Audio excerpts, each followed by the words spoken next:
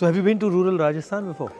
Actually, I've been to Nimrana and the villages around there, which is quite a remarkable development. Yeah. Because so many factories have come in, and you can see a village transform. So when we were kids, Papa took us to Nimrana and we'd gone there on a picnic and we got attacked by bees. I think my dad got like 25 or something. Wow. I got, my mother like covered me with a blanket. Acha.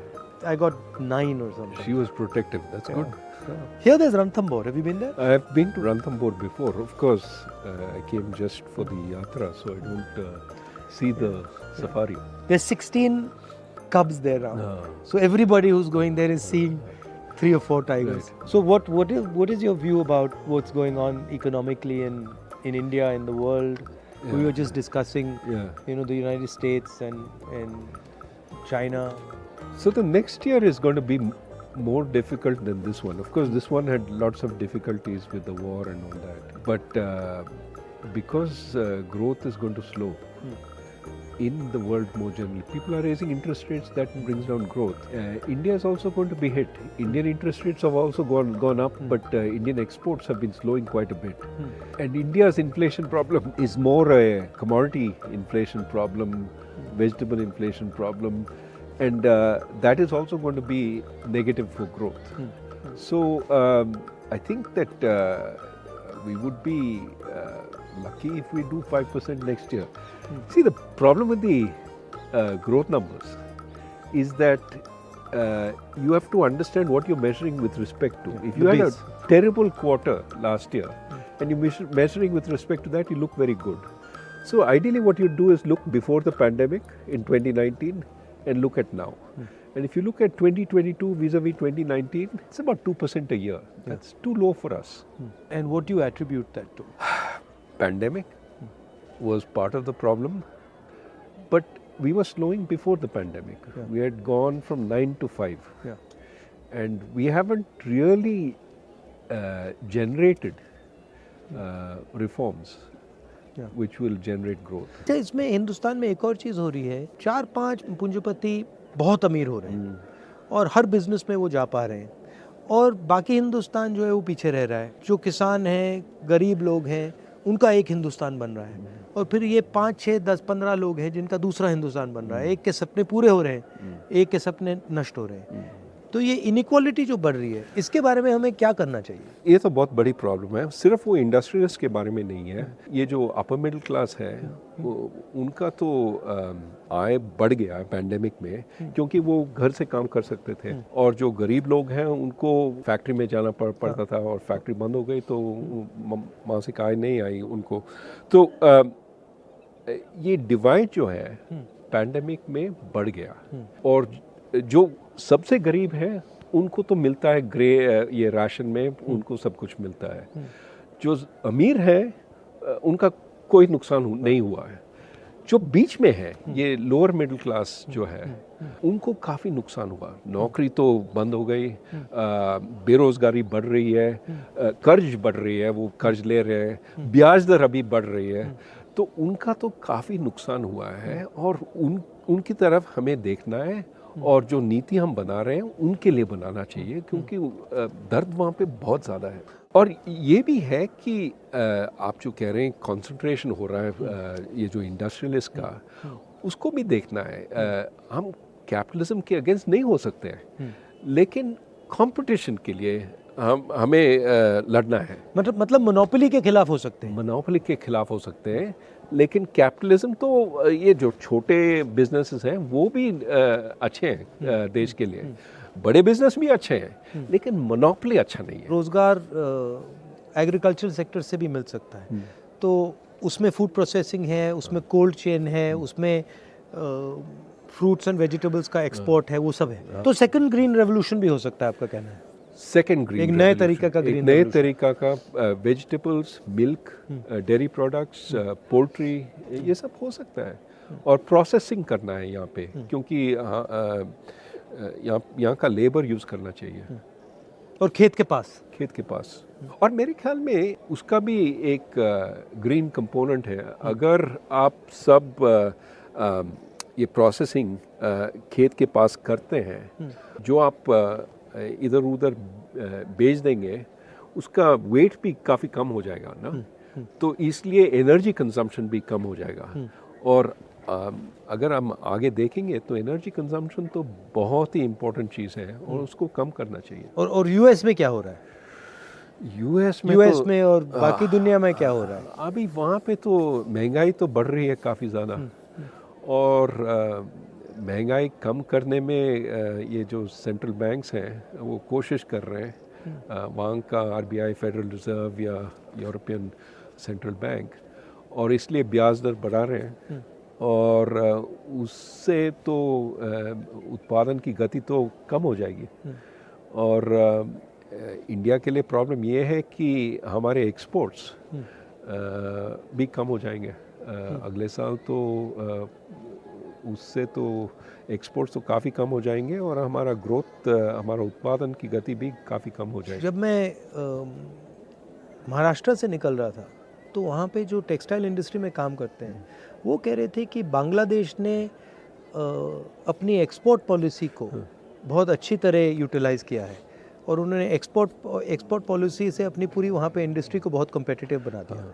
इसके बारे में क्या सोचते हैं? ये हमें करना चाहिए, कैसे करा जा सकता है? एक तो उनका सबसे इम्पोर्टेंट इंडस्ट्री है टेक्सटाइल्स, वो कपड़े बनाते हैं, और एक्सपोर्ट करते हैं, और उसमें उन्होंने 2-3 चीज़ किए हैं जो that has help them succeed.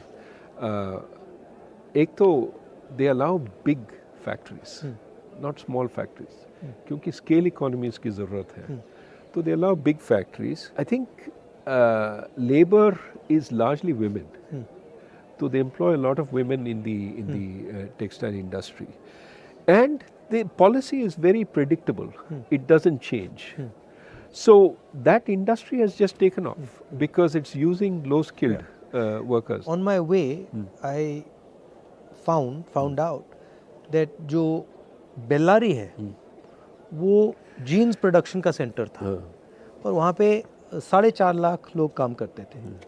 कपड़ा गुजरात से आता था और स्टिचिंग बेल्लारी में होती थी और वो लोगों के घरों में होती थी। कोई एक पीस बनाता था, कोई सिलता था, कोई धोता था, वो पूरा डिसेंट्रलाइज था supply chain.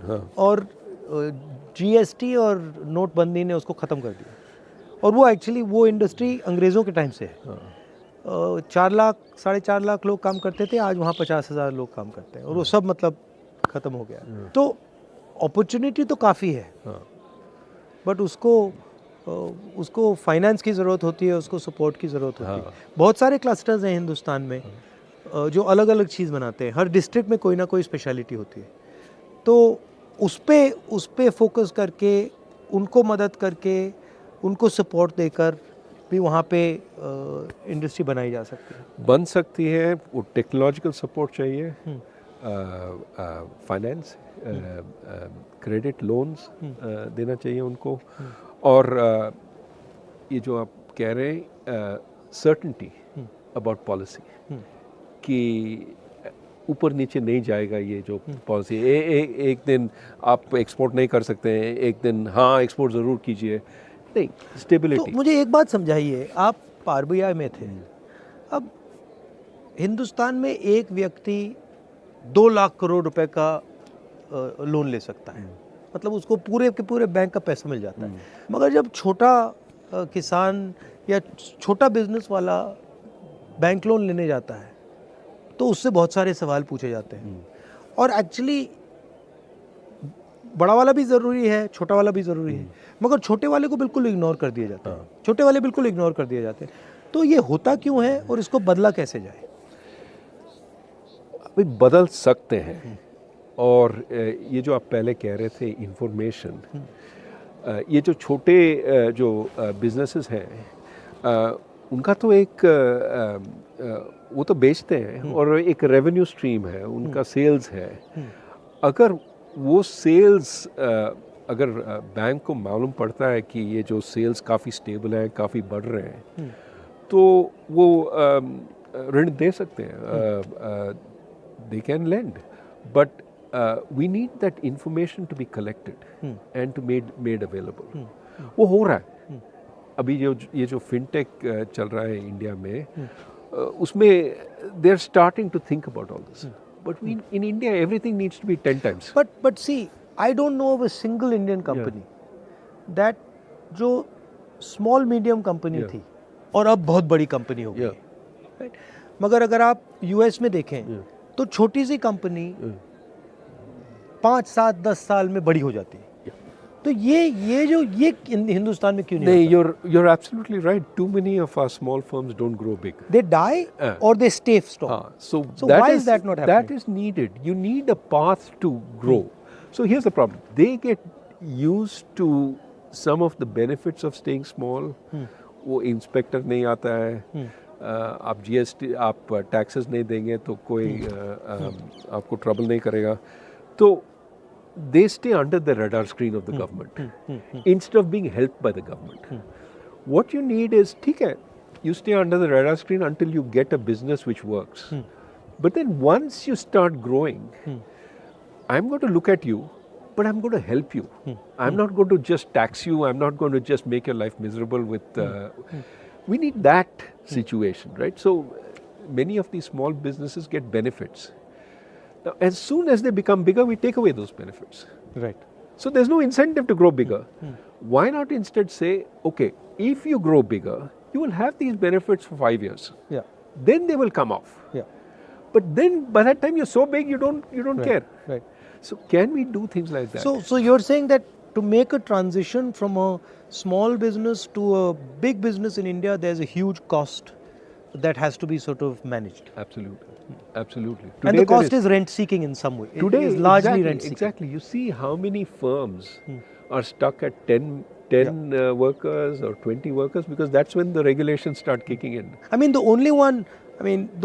thinking about it, the only one I can think of the top of my head is Haldiram's, which went from being a small fellow and he scaled up. And there are a couple of them, but there are not as many as they should We be. need many Haldirams, right? We need many Haldirams, and of course we have some of our tech firms that have grown very, very big. But we need far more of that. And you're exactly right, it's the growth which creates the jobs. Small firms by themselves don't create so many jobs, it's when they grow that they create so many jobs. We need to make that possible. अच्छा, बहुत सारे किसान मुझे कहते हैं कि जैसे ही उनकी फसल आती है वैसे ही commerce ministry export import policy को ट्विक कर देती है और उनके दाम उसी दिन गिरते हैं जब उनकी फसल उनके हाथ में आती है. ये तो बहुत बड़ी प्रॉब्लम है. हम कहते रहते हैं कि हम किसान के लिए हैं, लेकिन जो एक्सपोर्ट पॉलिसी है और इंपोर्ट पॉलिसी है वो मिडिल क्लास के लिए, वो सिटीज़ में अर्बन मिडिल क्लास के लिए बनता है. अगर प्याज का दाम बढ़ जाता है तो हम इंपोर्ट करते हैं और बेचारा फार्मर जो किसान है उसके लिए दाम तो गिरते हैं. तो मेरे ख्याल में एक स्टेबल पॉलिसी होना चाहिए एक्सपोर्ट इंपोर्ट. हाँ, अगर दाम इससे बहुत ज़्यादा बढ़ जाता है तो इंपोर्ट तो कर सकते हैं. ये जो एक्सपोर्ट बैन्स हैं वो नहीं करना चाहिए, क्योंकि एक्सपोर्ट बैन्स तो किसान के खिलाफ है. अगर आप किसान को कहते हैं कि आप एक्सपोर्ट नहीं कर सकते हैं तो डोमेस्टिक मार्केट में उनको बेचना पड़ता है और दाम तो कुछ नहीं मिलता. So how does one think about this unemployment issue, because it's everywhere. You know, I speak to kids and I ask them what you want to do, and they only answer five things. You know, lawyer, doctor, IAS, military, engineer. And so the imagination is, for most kids in India, is that we can only do these 5 things. And then the other thing is, most of them are not hopeful of getting even those jobs. नहीं, बेरोजगारी तो बहुत बड़ी problem है. और बात यह है कि लोग सिर्फ सरकारी नौकरी चाहते हैं क्योंकि उसमें पेंशन है, ये है, वो है और सिक्योरिटी है. और वो ढूंढते हैं, इम्तहान देते रहते हैं. और आप जानते हैं कि बहुत ही कम लोग सरकार में काम कर सकते हैं. अगर आप पूरे जो नौकरी है सरकार में आप उनको अगर ओपन भी करते हैं तो ज़्यादा से ज़्यादा 1% 2% वहाँ पे एम्प्लॉय हो जाएंगे. तो इसलिए मेरे ख्याल में हमें प्राइवेट सेक्टर को बढ़ाना है, क्योंकि वहाँ पे नौकरी रोज़गारी आगे बढ़ा सकते हैं वहाँ पे. और एक तो प्राइवेट सेक्टर, एक एग्रीकल्चर में अगर हम टेक्नोलॉजी ले आते हैं वहाँ पे तो वहाँ पे भी नौकरी पैदा हो सकते हैं। और ये जो फॉर्मल सेक्टर है हम सिर्फ मैन्युफैक्चरिंग को देख रहे हैं, ये PLI स्कीम वगैरह, लेकिन हमें सर्विसेज को भी देखना है कि क्योंकि सर्विसेज में नौकरी काफ़ी ज़्यादा नौकरी पैदा हो सकती है। और आप पहले कह रहे थे कि अब एक नए तरीके की सर्विसेज की नौकरी आ रही है। ज़रूर। आजकल ये जो कंसल्टिंग फर्म्स हैं वो पहले अमेरिका में बेचते थे अपने सर्विसेज और इंडिया में बैक ऑफिस का काम करते थे, ये पावर पॉइंट प्रेजेंटेशन ये वो। आजकल वो इंडिया में कंसल्टेंट्स एम्प्लॉय कर रहे हैं, वो कंसल्टेंट्स काम कर रहे हैं जैसे कि वो अमेरिका में हैं और प्रेजेंटेशंस दे रहे हैं जूम पे। They are actually as if they are working in America, which means they get much higher salaries. But इसके लिए अंग्रेजी की ज़रूरत है। अंग्रेजी की ज़रूरत है और हायर एजुकेशन की ज़रूरत है। और हायर एजुकेशन के लिए प्राइमरी एजुकेशन चाहिए, सेकेंडरी एजुकेशन चाहिए। तो अभी आप जानते हैं ये पैंडेमिक हुआ है और काफ़ी सारे बच्चे अभी स्कूल नहीं गए, 2 साल के लिए नहीं गए। ना सिर्फ सीखे नहीं 2 साल के लिए, लेकिन भूल भी गए। तो अभी देर 3 years behind there class, time ज़ाया हो गया उनका। हाँ, तो अब क्या करेंगे, हम उनको वापस ले आते हैं और we don't take into account कि they not able to deal with the class there in. So the problem is we're going to suffer. These kids are not going to be able to do the high quality work. So we have to pay a lot more attention to education. One of the things that I'm noticing while I'm walking is what's being done to the small and medium businesses in this country. And, the backbone of employment in the country, and all of them are complaining. And they're complaining of an unfair GST. They're complaining, of course, of demonetization, COVID. But they're also complaining of no support for small businesses, and most of them can't ever imagine transforming from a small business to a big business. That just, it's not even in their mind. Like I asked them, so do you see yourself actually scaling up? And they're like, well, no, that's impossible. So how do you think about that issue? No, so we have gone about this process of maybe unintended formalization. Demonetization forced a lot of companies that were informal to go out of business. GST is forcing a lot of small companies that earlier didn't pay significant taxes. Now it's forcing them to pay taxes, and they're uncompetitive if they start paying taxes. So this dual economy is being shut down. And of course, you need to create some reason for them to become formal. If, for example, they could get more credit from the bank as they became more formal, they could show their receipts, they could show the... But credit is also very slow right now. So the benefits of formalization are not there. The costs of formalization are there. Right. And so many of them are hurting. Now, what is true is as they shrink, our bigger firms are doing very well because they're occupying some of the space. So in a sense, the inequality between firms is increasing. You look at profitability amongst the big firms, it's very good. And they could also raise money during the pandemic, which our small firms couldn't. What you want is to give the small fellow a chance to sell and not put a whole lot of burden on him. The big fellow can take care of paying the taxes and all that. तो ये अगर आप हिंदुस्तान की history देखें, एक बहुत क्रांतिकारी कदम स्वतंत्रता आंदोलन से आया, उसके बाद हरी क्रांति हुई, उसके बाद सफ़ेद क्रांति हुई, उसके बाद जो कंप्यूटर रेवोल्यूशन हुआ, तो अब क्या रेवोल्यूशन हो सकता है? 2 तरह के रेवोल्यूशन है। एक तो मैं अभी हम बात कर रहे थे सर्विस रेवोल्यूशन। हम यहाँ से अमेरिका में काम कर सकते हैं without going to America. Okay, that is one. जैसे डॉक्टर हैं, they can provide telemedicine services to the US and earn a lot of foreign exchange. Our service exports are 250 billion. Just grow that. That will make us a superpower in exports. So एक वो है. दूसरा ये है, आप हरी क्रांति के बारे में बात कर रहे थे, ग्रीन रेवोल्यूशन, लेकिन we have a new kind of green revolution. Yes, sustainability, emissions. If we push on that, we can be at the frontier, building windmills, building solar plants, making our buildings green. And the most damage from climate change will be in South Asia. Yeah. You've already seen Bangladesh suffer, you've seen Pakistan suffer. India is not far behind. We occupy the same territory. So we have to push very hard for a green revolution elsewhere. But also we can be at the forefront because everybody is trying to get in. We can make a lot of windmills, solar, because we have a huge demand. But we can also, innovate. And so I think there are lots of possibilities. But we should be forward thinking. मैं एक बार parliament में जा रहा था और parliament के वहाँ पे जो सिक्योरिटी गार्ड्स हैं उनसे मेरी दोस्ती है. तो मैंने उन एक सिक्योरिटी गार्ड से पूछा भाई क्या कर रहे हो. तो उसने मुझे कहा बहुत मज़ा आ रहा है. मैंने कहा क्या हुआ. उसने कहा मैंने अदानी के स्टॉक खरीदे हैं और उसके बहुत सारे पैसे बन रहे थे. मगर मैंने सोचा कि वो सैलरीड क्लास का है और ऐसा काम करना उसके लिए काफ़ी रिस्की है. मगर उसको रिस्क नहीं समझ आ रही. स्टॉक मार्केट बढ़ती जा रही है और मैं देखता हूँ टीवी पे देखता हूँ कि एडवर्टीजमेंट्स आते हैं कि भैया स्टॉक मार्केट में इन्वेस्ट करो. और जो सॉर्ट ऑफ रिलेटिवली फाइनेंशियली कमज़ोर लोग हैं वो भी इसमें वो अभी स्पेकुलेट कर रहे हैं. तो इसमें काफ़ी रिस्क होता है. तो इसके बारे में आपकी क्या राय है.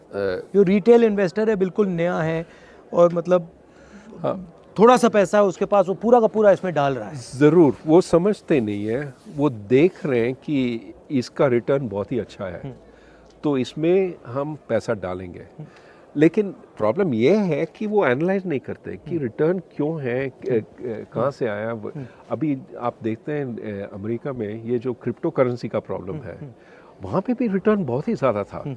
बिटकॉइन 2-3 पैसे के लिए बिकता था, $67,000 तक पहुँच गया. अरबपति बन गए बहुत सारे. हाँ तो और अभी गरीब फिर से हो गए ना, क्योंकि उसके बाद गिरा है. और ज़्यादातर गरीब लोग वो तब खरीदते हैं जब $67,000 पे है, मतलब हाइट पे और फिर वो देखते हैं कि बस गिरता रहता है.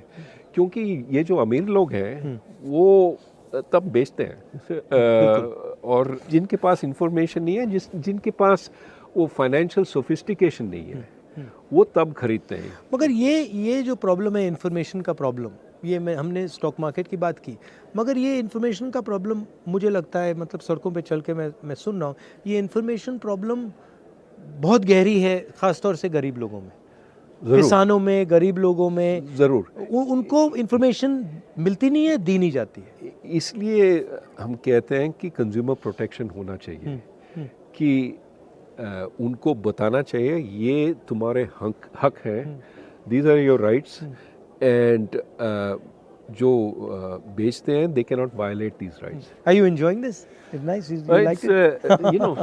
How can you not enjoy this view? But also, it's. I think you're doing